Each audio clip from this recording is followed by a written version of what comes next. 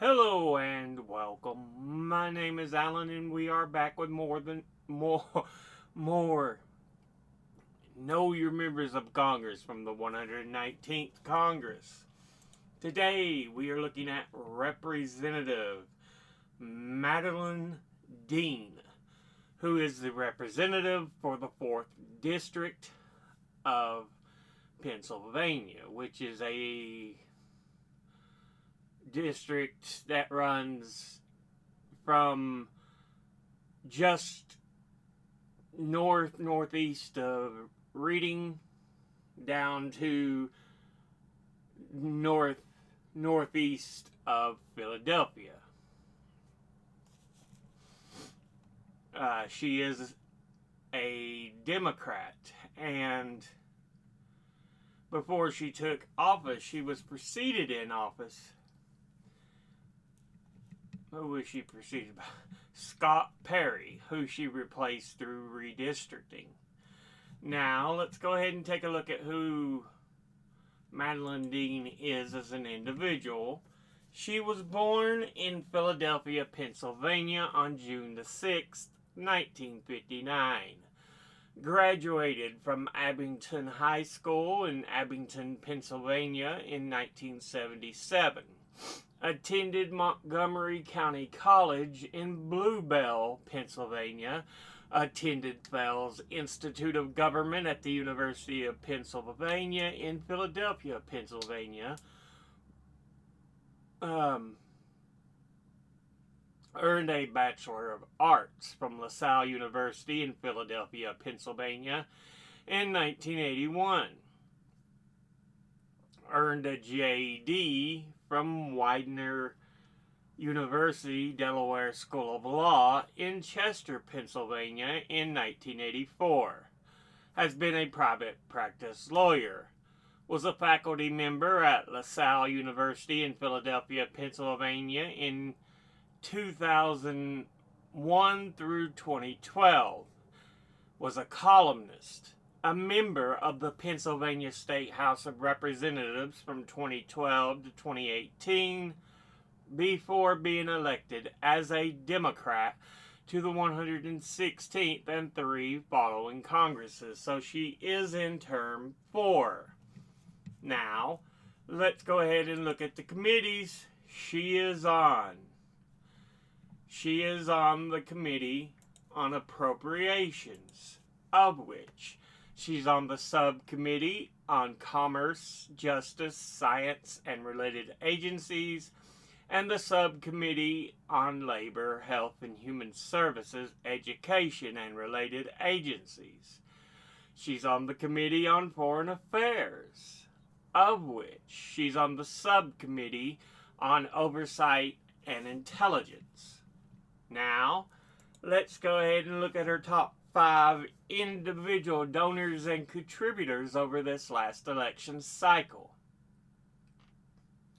At the top, number 1, we have J Street PAC, which is the Political Action Committee arm of J Street, who is a nonprofit liberal Zionist advocacy and lobby group based in the United States, with aims of strengthening Jewish democracy in Israel, promoting a diplomatic end to the Israeli-Palestinian conflict with a two-state solution, and opposing the boycott, divestment, and sanctions movement. It describes itself as the political home for pro-Israel, pro-peace Americans who want Israel to be secure, democratic, and the national home of the Jewish people. Many right-wing and Zionist critics allege that J Street and the policies they support are anti-Israel, while left-wing and anti-Zionist critics reject J Street's positions in favor of Zionism and aid to Israel, its rejection of boycott, divestment, and sanctions, and human rights organizations' allegations of a Gaza genocide, and past efforts against Palestinian statehood. They were founded in 2007. Altogether, they have donated $24,250, and once again, That's J Street. Next, at number 2, we have Fidelity Investments. And they were formerly known as Fidelity Management and Research, owned by FMR LLC and headquartered in Boston, Massachusetts, in the U.S., and provides financial services. It was established in 1946 and is one of the largest asset managers in the world with $5.8 trillion in discretionary assets under management and $15.1 trillion in assets under administration as of December 2024. It operates a brokerage firm, manages mutual funds, provides fund distribution and investment advice, retirement services, index funds, wealth management, securities execution and clearance, asset custody, and life insurance. It offers brokerage, clearing, and back office support and software products for financial services firms.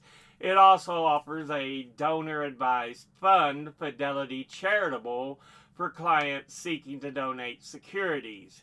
It processes $3.5 million 3.5 million daily average trades, not dollars.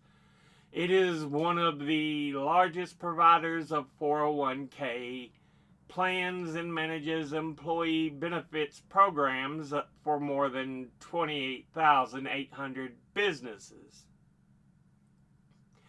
Abigail Johnson, granddaughter of founder Edward C. Johnson II, and her family and their affiliates own a roughly 40% interest in the company, the remainder owned by the current and former executives. The company also makes investments on its own account for the benefit of the founding family and its executives. Its investments have included Seaport Center and 2.5 million square feet of office space in Boston, Colt Telecom Group, Metro Red, Community Newspaper Company, Lenoga, Hope Lumber, ProBuild, and Boston Coach.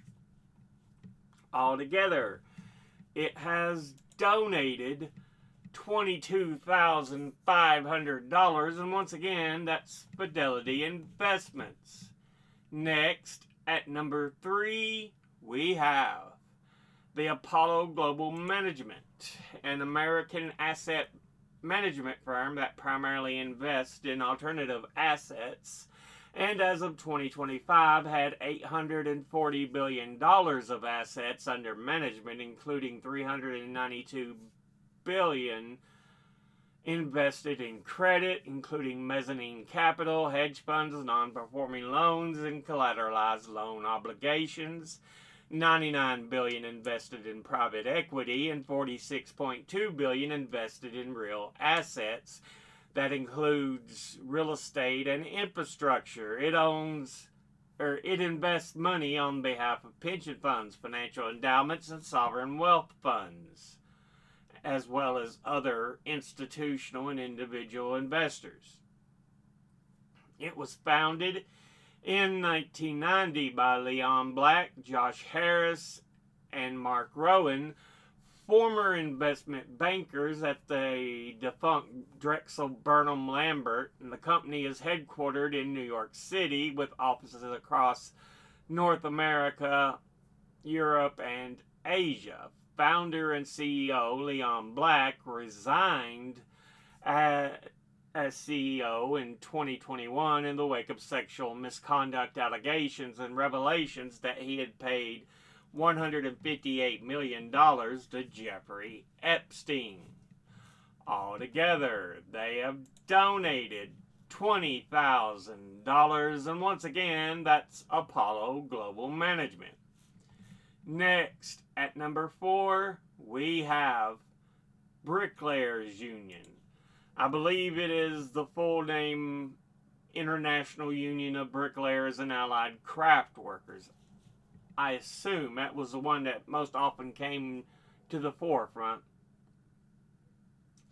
International Union of Bricklayers and Allied Craft Workers is a labor union in the U.S. and Canada which represents bricklayers, restoration specialists, pointers, cleaners, caulkers, stonemasons, marble masons, cement masons, plasterers, tile setters, terrazzo mechanics, and tile, marble, and terrazzo finishers.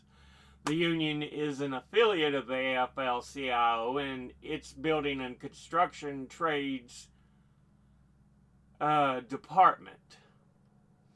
It is also allied with the Canadian Labour of Congress in Canada. It was founded in 1865. Altogether, they have donated $20,000. And once again, that's the Bricklayers Union. Finally, in fifth, we have the Council of Insurance Agents and Brokers. And they are headquartered in Washington, D.C. and are a leading association representing commercial insurance and employee benefits intermediates globally, and has a membership that places 85% of U.S. property casualty insurance premiums and includes firms with over 20% based internationally. It provides resources, market intelligence, and professional development opportunities to its members. Okay.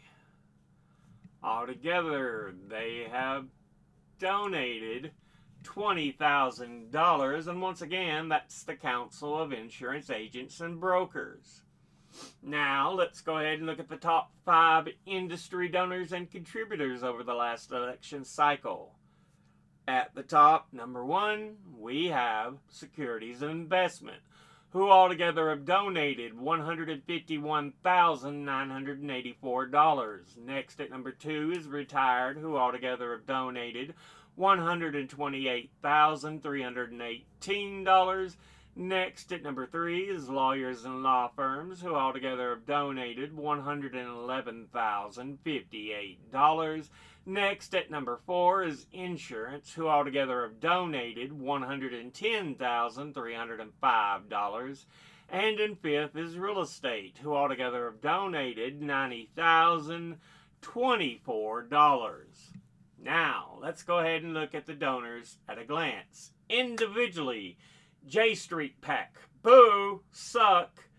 Fidelity Investments, boo, suck. Apollo Global Management, boo, suck. Bricklayers Union, great, absolutely wonderful. Council of Insurance Agents and Brokers, fun. Industry-wise, Securities and Investments, boo, suck. Retired, great, absolutely wonderful. Lawyers and Law Firms, ooh. Insurance, boo, suck. Real Estate, ooh. Yeah, I would probably say sucks balls. Retired, great. Bricklayers Union, great. Council of Insurance Agents and Brokers, okay. Rest of them are just horrid. Repulsive. You got to do better than that. It's not acceptable. But this has been a look at Representative Madeline Dean, who represents the 4th District of Pennsylvania. As always, educate thyself, think, read, study, learn. Someone tells you something you have trouble believing, ask them to cite their sources. I'll be putting my links and sources in the description box below the video. Thank you all for watching.